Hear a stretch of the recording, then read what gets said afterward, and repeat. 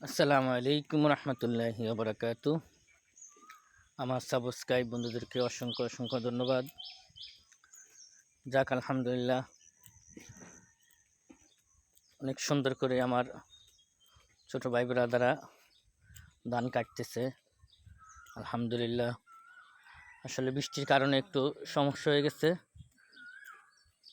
তারপরেও অনেক সুন্দর করে ধান কাটতেছে। এখনও জমিনে পানি আছে, কিছু ধান শুয়ে গেছে, এই অবস্থায় আছে।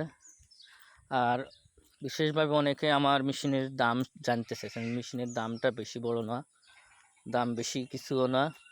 মেশিনটা চালানো হলেও সবচেয়ে হলো চালাইতে পারলে মেশিন দাম হোক যত টাকায় দাম হোক, মেশিন কিনা যাবে। চালানিটাই কঠিন।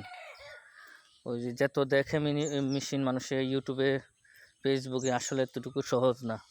চালাইতে একটু কষ্ট আছে, কষ্ট ছাড়া কোনো কিছুই হয় না। কষ্ট স্বীকার করে যে কোনো জিনিস কিনতে হবে।